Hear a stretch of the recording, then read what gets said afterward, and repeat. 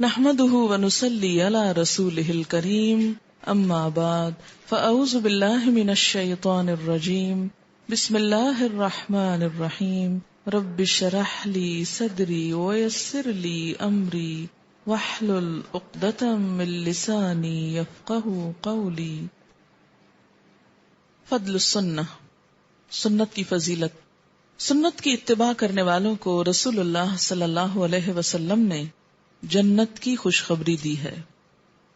حضرت ابو ہریرہ رضی اللہ تعالی عنہ کہتے ہیں کہ رسول اللہ صلی اللہ علیہ وسلم نے فرمایا، میری امت کے سارے لوگ جنت میں جائیں گے سوائے ان لوگوں کے جنہوں نے انکار کیا.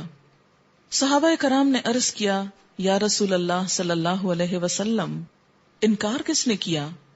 آپ نے فرمایا، جس نے میری اطاعت کی وہ جنت میں داخل ہوگا، جس نے میری نافرمانی کی اس نے انکار کیا.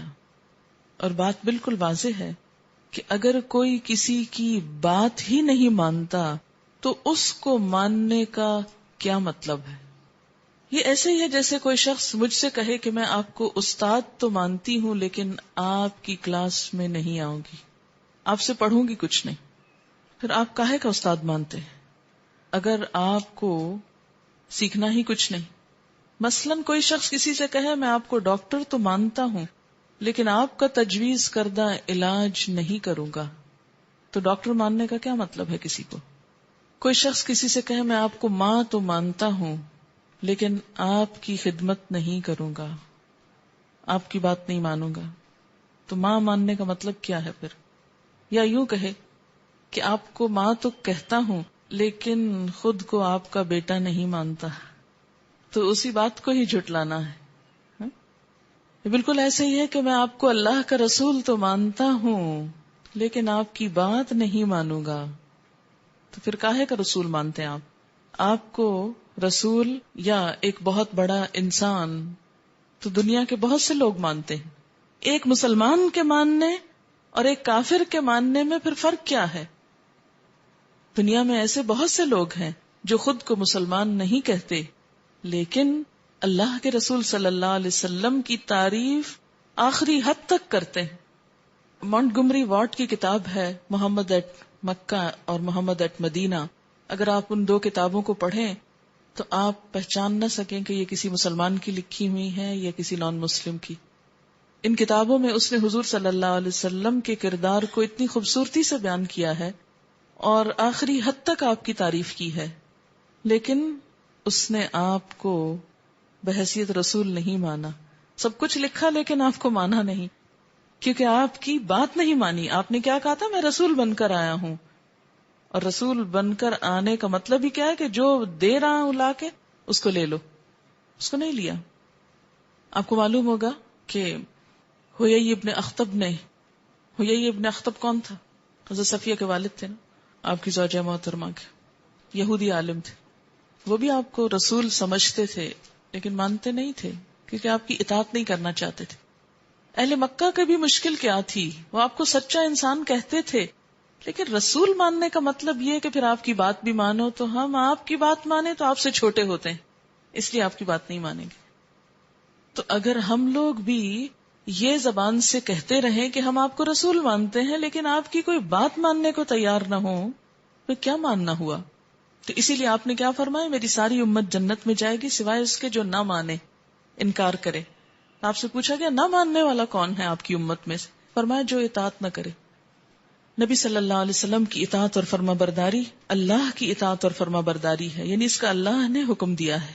ان ابی ہریرہ ان النبی صلی اللہ علیہ وسلم قال من اطاعنی فقد اطاع اللہ ومن یعصنی فقد عصی اللہ ومن یطع الامیر فقد اطاعنی ومن یعص الامیر فقد عصانی. حضرت ابو ہریرہ کہتے ہیں کہ رسول اللہ صلی اللہ علیہ وسلم نے فرمایا، جس نے میری اطاعت کی اس نے اللہ کی اطاعت کی، جس نے میری نافرمانی کی اس نے اللہ کی نافرمانی کی، اور جس نے امیر کی اطاعت کی اس نے میری اطاعت کی، اور جس نے امیر کی نافرمانی کی اس نے میری نافرمانی کی. اسے مسلم نے روایت کیا ہے. یہاں یہ بات یاد رہے کہ اللہ اور رسول صلی اللہ علیہ وسلم کی اطاعت تو غیر مشروط ہے. بغیر کسی کنڈیشن کے. لیکن امیر کی اطاعت کنڈیشنل ہے. کس طرح کہ اگر وہ اللہ اور اس کے رسول صلی اللہ علیہ وسلم کی اطاعت میں حکم دیتا ہے تو مانی جائے گی، اور اگر وہ اللہ اور رسول کی نافرمانی کا کہتا ہے تو نہیں مانی جائے گی اس کی بات. قرآن اور سنت پر سختی سے عمل کرنے والے لوگ گمراہیوں سے محفوظ رہیں گے.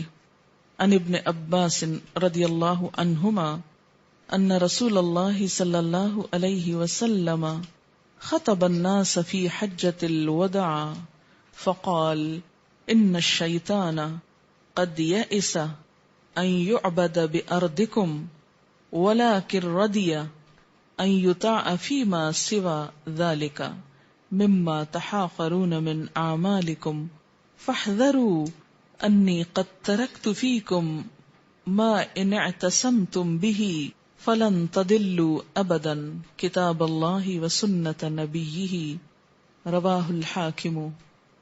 حضرت عبداللہ بن عباس رضی اللہ عنہما سے روایت ہے کہ رسول اللہ صلی اللہ علیہ وسلم نے حجۃ الوداع کے موقع پر خطبہ دیتے ہوئے ارشاد فرمایا، شیطان اس بات سے مایوس ہو چکا ہے کہ اس سرزمین میں کبھی اس کی بندگی کی جائے گی، لہذا اب وہ اسی بات پر مطمئن ہے کہ شرک کے علاوہ وہ اعمال جنہیں تم معمولی سمجھتے ہو ان میں اس کی پیروی کی جائے.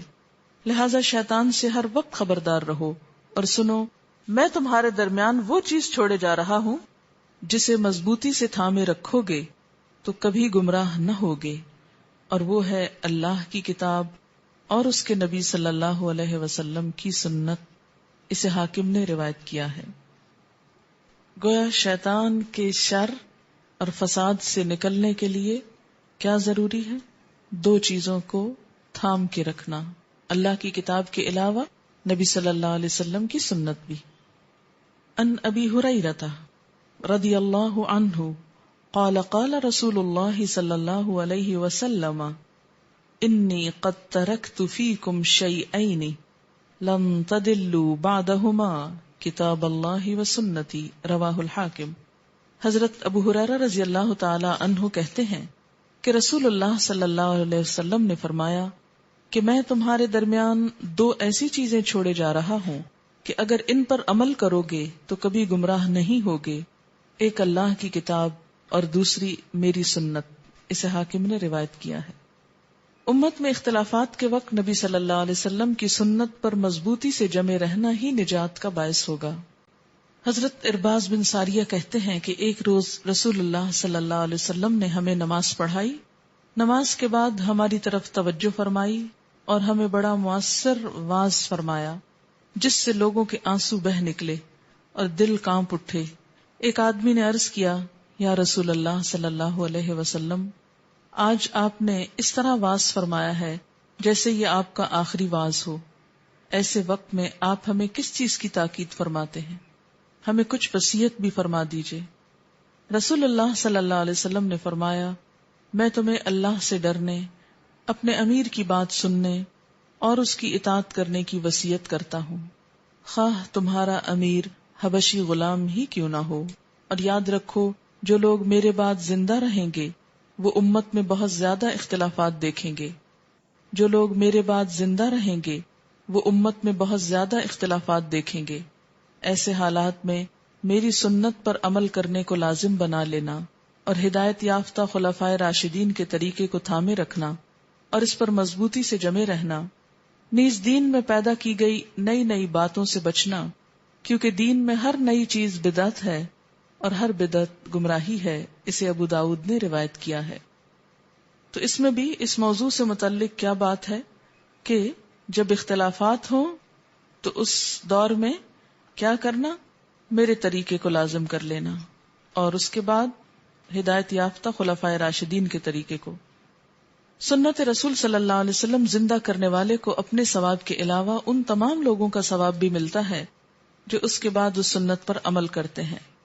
ان کثیر ابن عبداللہ ابن عمرو ابن عوف المزنی حدثنی ابی عن جدی ان رسول اللہ صلی اللہ علیہ وسلم قال من احیا سنتا من سنتی فعمل بها الناس کان لہ مثل اجر من عمل بها لا ينقص من اجورهم شیئا ومن ابتدع بدعة فعمل بها كان عليه اوزار من عمل بها لا ينقص من اوزار من عمل بها شيئا رواہ ابن ماجہ۔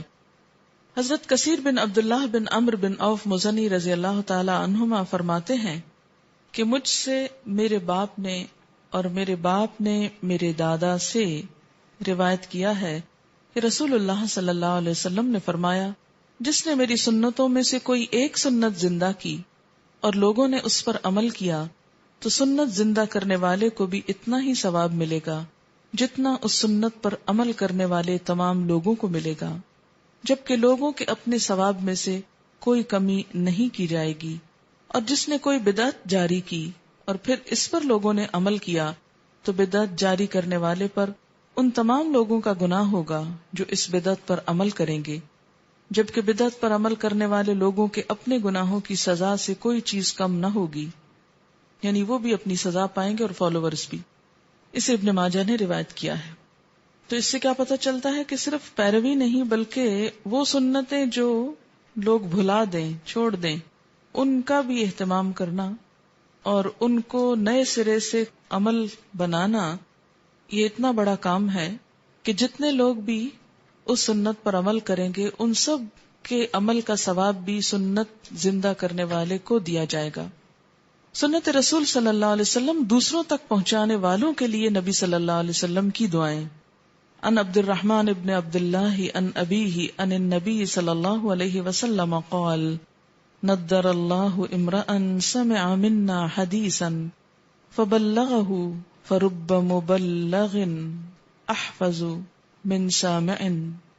حضرت عبد الرحمن بن عبداللہ نے اپنے باپ سے اور وہ نبی صلی اللہ علیہ وسلم سے روایت کرتے ہیں کہ آپ نے فرمایا، اللہ اس آدمی کو تر و تازہ رکھے جس نے ہم سے حدیث سنی اور اسے آگے پہنچا دیا۔ اکثر وہ لوگ جن کو حدیث پہنچائی گئی ہو وہ سننے والوں سے زیادہ یاد رکھنے والے ہوتے ہیں۔ عن ابن مسعود قال سمعت النبی صلی اللہ علیہ وسلم یقول نضر اللہ امرأ سمع منا شیئا فبلغه كما سمع فرب مبلغ اوعى من سامع۔ پچھلی روایت میں احفظ من سامع تھا، یہاں اوعى، معنی میں خاص فرق نہیں ہے۔ حضرت عبداللہ بن مسعود کہتے ہیں کہ میں نے رسول اللہ صلی اللہ علیہ وسلم کو فرماتے ہوئے سنا ہے، اللہ اس شخص کو تر و تازہ رکھے جس نے ہم سے کوئی بات سنی اور اس کو اسی طرح دوسروں تک پہنچا دیا جس طرح سنی تھی، یعنی اپنے سے کوئی اضافہ یا کمی نہیں کی۔ بہت سے پہنچائے جانے والے سننے والوں سے زیادہ یاد رکھنے والے ہوتے ہیں۔ آپ کون ہیں؟ پہنچائے جانے والے ہیں۔ اس وقت آپ کو بات پہنچائی جا رہی اور میں نے اس سے پہلے کسی اور سے سنی ہے، مثلاً اپنے استاد سے سنی۔ اب ہو سکتا ہے مجھے یہ بات یاد نہ ہو لیکن آپ اس کو یاد کر لیں اور پھر کسی اور کو پہنچا دیں اور آپ خود بھول چکے ہوں اور وہ یاد رکھ جائے۔ یہ ایک سلسلہ بنتا ہے بات کو اگلی نسلوں تک پہنچانے کا۔ علم کی زندگی بھی یہی ہے کہ اسے آگے سے آگے پہنچا دیا جائے تاکہ اس سے پہلے کہ ایک جنریشن ختم ہو اور اس کے ساتھ ہی علم ختم نہ ہو جائے، اگلی جنریشن تک چلا جائے۔ اچھا، اس میں صرف ایک ہی چھوٹی سی حدیث ہم یاد کر لیتے ہیں۔ میں چاہوں گی کہ اس حدیث کو کل آپ گروپ ٹائم پر ریڈ کر کے سنائیں۔ یہ نمبر 2 حدیث جو چھوٹی ہے، تاکہ آپ کو احادیث پروناؤنس کرنی بھی آئیں۔ میں آپ کو کہلواؤں گی اس وقت یہ حدیث اور آپ اس کو میرے پیچھے دہرائیں گے تاکہ کل آپ سنا سکیں، اور گھر جا کے 3 دفعہ اس حدیث کو پڑھیں گے۔ نضر اللہ امرأ سمع منا شیئا فبلغه كما سمع فرب مبلغ اوعى من سامع۔ اہمیت السنت، سنت کی اہمیت۔ زیادہ ثواب حاصل کرنے کے ارادے سے سنت رسول صلی اللہ علیہ وسلم کو ناکافی سمجھ کر غیر مسنون طریقوں پر محنت اور مشقت کرنا آپ صلی اللہ علیہ وسلم کی ناراضگی کا باعث ہے۔ وہی عمل قابل ثواب ہے جو سنت رسول صلی اللہ علیہ وسلم کے مطابق ہو. ان انس رضی اللہ عنہ یقول جاء ثلاثة رهط الى بيوت ازواج النبي صلی اللہ علیہ وسلم يسألون عن عبادة النبي صلی اللہ علیہ وسلم فلما اخبروا كأنهم تقالوها فقالوا وأين نحن من النبي صلی اللہ علیہ وسلم قد غفر له ما تقدم من ذنبه وما تأخر. قال احدهم اما انا فاني اصلي الليل ابدا وقال آخر انا اصوم الدهر ولا افطر وقال آخر انا اعتزل النساء فلا اتزوج ابدا. فجاء رسول الله صلى الله عليه وسلم اليهم فقال انتم الذين قلتم كذا وكذا اما والله اني لاخشاكم لله واتقاكم له لكني اصوم وافطر واصلي وارقد واتزوج النساء فمن رغب عن سنتي فليس مني. رواہ البخاری. حضرت انس رضی اللہ تعالی عنہ فرماتے ہیں 3 صحابی ازواج مطہرات رضی اللہ تعالی علیہن اجمعین کے گھروں میں حاضر ہوئے اور نبی صلی اللہ علیہ وسلم کی عبادت کے بارے میں سوال کیا. جب انہیں بتایا گیا تو انہوں نے آپ کی عبادت کو کم سمجھا اور آپس میں کہا کہ نبی صلی اللہ علیہ وسلم کے مقابلے میں ہمارا کیا مقام ہے. ان کی تو اگلی پچھلی ساری خطائیں معاف کر دی گئیں. ان میں سے ایک نے کہا میں ہمیشہ ساری رات نماز پڑھوں گا. دوسرے نے کہا میں ہمیشہ روزہ رکھوں گا اور کبھی نہ چھوڑوں گا. تیسرے نے کہا میں عورتوں سے الگ رہوں گا اور کبھی شادی نہ کروں گا. جب نبی صلی اللہ علیہ وسلم تشریف لائے تو ان سے پوچھا کیا تم نے ایسا اور ایسا کہا ہے؟ آپ صلی اللہ علیہ وسلم نے فرمایا خبردار، اللہ کی قسم میں تم سب سے زیادہ اللہ سے ڈرنے والا اور تم سب سے زیادہ پرہیزگار ہوں، لیکن میں روزہ رکھتا ہوں، ترک بھی کرتا ہوں، رات کو قیام بھی کرتا ہوں اور آرام بھی کرتا ہوں، اور عورتوں سے نکاح بھی کیے ہیں. یاد رکھو جس نے میری سنت سے منہ موڑا اس کا مجھ سے کوئی تعلق نہیں. اسے بخاری نے روایت کیا ہے. تو اس سے کیا پتہ چلتا ہے کہ سنت کے مطابق عمل کرنا عبادت ہے، اور سنت کو چھوڑ کر خواہ عمل اس سے زیادہ ہی کیوں نہ ہو وہ فائدہ مند نہیں، کیونکہ نبی صلی اللہ علیہ وسلم جو طریقہ لائے ہیں وہ ایک فطری اور معتدل طریقہ ہے جس پر انسان زیادہ دیر تک قائم رہ سکتا ہے. کوئی بھی چیز جو انسان اپنی خواہشات یا نفس پر مبنی اختیار کرتا ہے وہ زیادہ دن تک باقی نہیں رہ سکتی. یاد رکھیے کوئی بھی چیز جو حد سے بڑھ جائے وہ ختم ہو جاتی. ہر وہ چیز جو اپنی حدود سے بڑھ جائے، حدود توڑ دے، حدود پار کر دے، وہ ہمیشہ ختم ہو کے رہتی. اس میں استقامت نہیں رہ سکتی، اس میں قرار نہیں رہ سکتا. حد سے بڑی ہوئی محبت، حد سے بڑی ہوئی نفرت، حد سے زیادہ کھانا، حد سے زیادہ غم منانا، حد سے زیادہ خوش ہونا، کوئی بھی چیز جس میں حد توڑی جائے وہ پھر باقی نہیں رہتی، وہ اپنی موت آپ مر جاتی. اسی طرح دین کے معاملے میں، نیکی کے معاملے میں بھی حد سے بڑھنا ختم کر دیتا ہے اس کو. مثلا آپ اگر نمازیں سارا دن پڑھنا شروع کر دیں یا ساری رات پڑھنا شروع کر دیں تو آپ زیادہ دن تک یہ کام نہیں کر سکیں گے. اسی طرح اگر آپ ہمیشہ روزے سے رہیں تو ایک وقت آئے گا کہ آپ کے اندر روزہ رکھنے کی ہمت ہی ختم ہو جائے گی، آپ بیمار پڑ جائیں گے، کولیپس ہو جائیں گے. اسی طرح اگر ایک انسان اس کو عبادت سمجھتا کہ وہ شادی نہ کرے تو کچھ عرصے بعد ہو سکتا ہے وہ گناہ میں مبتلا ہو جائے. اس لیے دین کا جو طریقہ ہے، جو نبی صلی اللہ علیہ وسلم نے پریکٹیکلی کر کے دکھایا، وہ ایک معتدل طریقہ ہے. اور جب انسان اعتدال کے ساتھ کسی راستے پر چلتا ہے تو دیر تک چل سکتا ہے. عربی کا ایک شعر ہے اور اس میں بھی اسی طرح اعتدال کی حد توڑنے کے بارے میں آتا ہے. کہتا ہے کہ احبب حبیبک ہونا ما عسى ان يكون بغيضك يوما ما وابغض بغيضك هونا ما عسى ان يكون حبيبك يوما ما. اس کا مطلب یہ ہے کہ اپنے دوست کو اعتدال سے چاہو. احبب محبت کرو، حبیبک حبیب کہتے ہیں دوست کو، ہونما ہونم آسانی آستگی سے، تھوڑا تھوڑا، کیوں؟ عسا ہو سکتا ہے، ان یکونا کہ ہو جائے، بغیزہ کا تمہارا دشمن، یوم ما کسی دن، یعنی اس کا ریئیکشن نہ ہو جائے. اسی طرح وہ ابغض بغیزک ہونما، اپنے دشمن سے دشمنی بھی تھوڑی رکھو، اس میں بھی حد سے نہ بڑھو. عسا ان یکون حبیبک یوم ما، ہو سکتا ہے وہی دشمن کسی دن تمہارا دوست بن جائے. تو حد سے بڑی ہوئی دشمنی پہ پھر تم شرمندہ ہوتے رہو. اور خاص طور پر جب آپ دین کا کام کرتے ہیں تو اس میں کیا ہونا چاہیے، یعنی دین ہمیں کیا سکھاتا ہے، یا دین میں کمال کیا ہے کہ دشمن بھی دوست بن جائے. یعنی دوست تو دوست ہے، لیکن کمال اس میں ہے کہ دشمن دوست بنے. تو جو لوگ اللہ کے دین پر عمل کرنے والے ہیں ان کو تو یہ زیب ہی نہیں دیتا کہ وہ کسی سے ایسی نفرت کریں کہ کل اس کو دین کی طرف لانے سے بھی جائیں. کیونکہ ہم تو اللہ کے دین کے خادم ہیں نا، تو ہمیں تو اپنے جذبات کو اسی حد اور اعتدال میں رکھنا ہے جہاں اللہ تعالیٰ چاہے. اب دیکھیے کہ نبی صلی اللہ علیہ وسلم سے طائف والوں نے کیسی دشمنی کی، لیکن آپ نے جواب میں وہ نہیں کیا جو انہوں نے کیا. مکہ والوں نے آپ سے کیا کچھ نہیں کیا، لیکن جب آپ نے مکہ فتح کیا تو کیا آپ کو کوئی بھی شرمندگی یا ندامت تھی؟ کچھ بھی نہیں، بلکہ وہ سب شرمندہ تھے آپ کے آگے کہ ہم آپ کے ساتھ کیا کرتے رہے. تو اس لیے حدود کا خیال رکھنا انسان کے فائدے میں ہے. اور اصل حد کیا ہے، اعتدال کیا ہے، انسان بعضوں کا ڈیفائن نہیں کر سکتا نا کہ اعتدال کیا ہے. تو اس میں اعتدال آپ صلی اللہ علیہ وسلم کا طریقہ ہے. کیونکہ جب صحیح سنت کا نہیں علم ہوتا تو پھر ہم خود ساختہ ذہن میں دین کا ایک تصور، امیج قائم کر لیتے ہیں. اچھا، وہ بعض اوقات بڑا ہی سخت اور ایک مصیبت لگتا ہے، اس میں نہ ہنسی مذاق ہے اور نہ ہی کوئی تفریح ہے اور نہ ہی کوئی پھر کسی قسم کی دنیا کی کوئی راحت اور آرام ہے.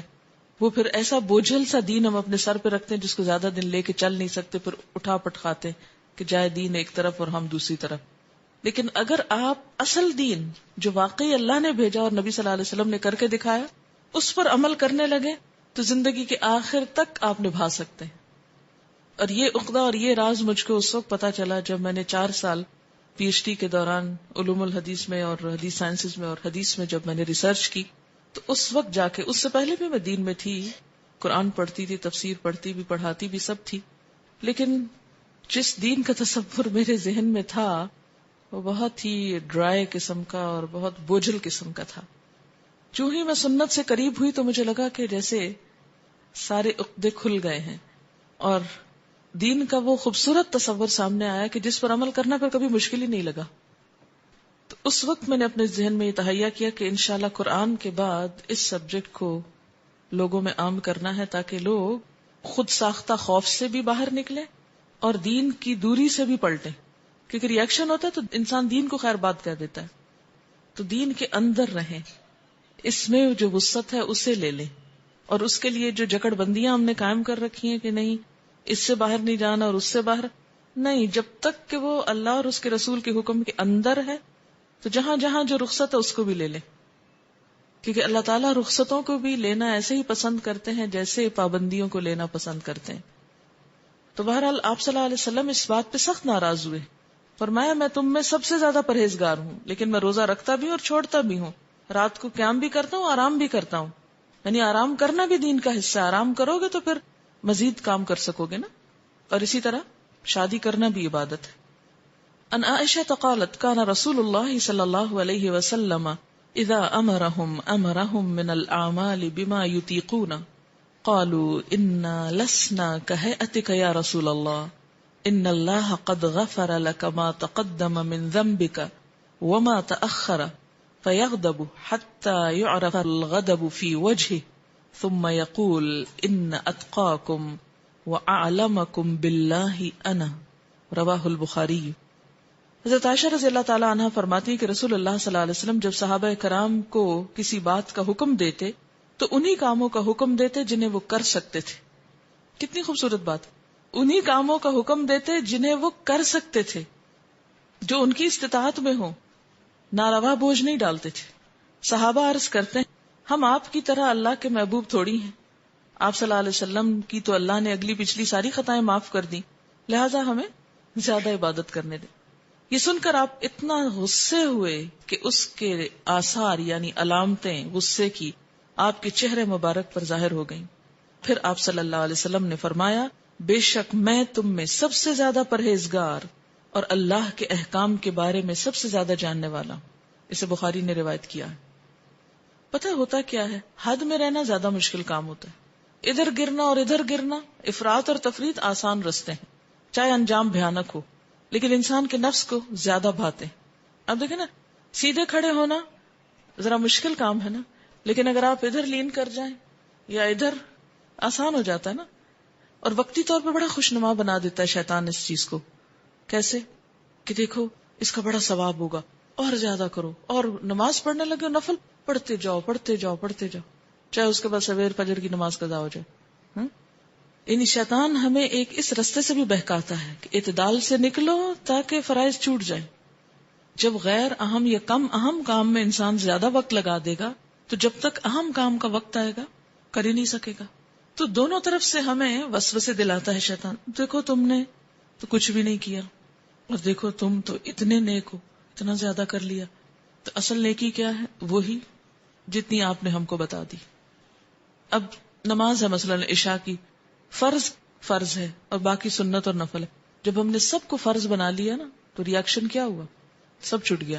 حضرت عائشہ رضی اللہ تعالیٰ عنہ فرماتی ہے کہ رسول اللہ صلی اللہ علیہ وسلم نے کوئی کام کیا اور لوگوں کو اس کی رخصت دے دی، لیکن کچھ لوگوں نے وہ رخصت لینے سے پرہیز کیا.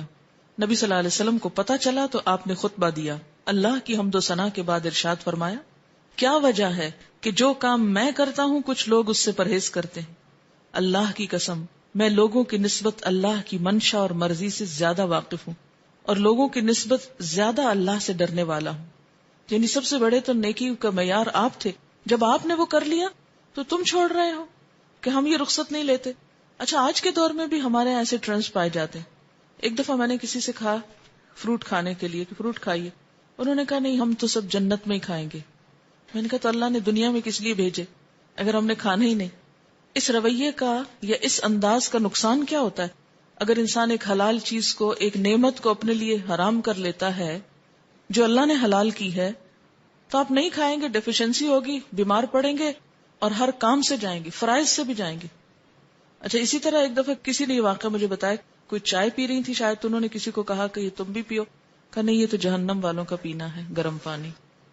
انا للہ و انا الیہ راجعون. اب آپ خود سوچیں، ٹھیک ہے کہ آپ بہت گرم ابلتی ہوئی نہیں پیئیں، لیکن ہاٹ ڈرنک لینا اس میں کیا برائی ہے؟ چاہے وہ دودھ ہو یا چائے ہو یا کوئی بھی ہو، نشہ منع ہے. لیکن اگر نشہ نہیں ہے تو آپ اللہ کی نعمت کو اپنے لیے کیوں حرام کرتے ہیں؟ تو ہمارے ہاں یہ ایک ٹرینڈ پایا جاتا ہے، اور اس کو دین اور تقوی اور پرہیزگاری، کہ میں نے تو اللہ کے خوف سے حلال بھی چھوڑ دیا سب. نہیں، یہ دین نہیں ہے. یہ کسی انسان کا قول اور فتویٰ تو ہو سکتا ہے، اللہ کے رسول صلی اللہ علیہ وسلم کا نہیں. ہاں یہ بھی نہیں اس کا مطلب کہ جو حلال چیز ہے آپ اس میں حد سے بڑھ جائیں اور اس حلال کو حلال سمجھ کر اتنا کریں کہ پھر وہ زیادہ آپ کے لیے ہلاکت کا سبب بن جائے. تو اعتدال کے اندر ہی رہنا اصل دین ہے، اور اسی کا نام سنت ہے.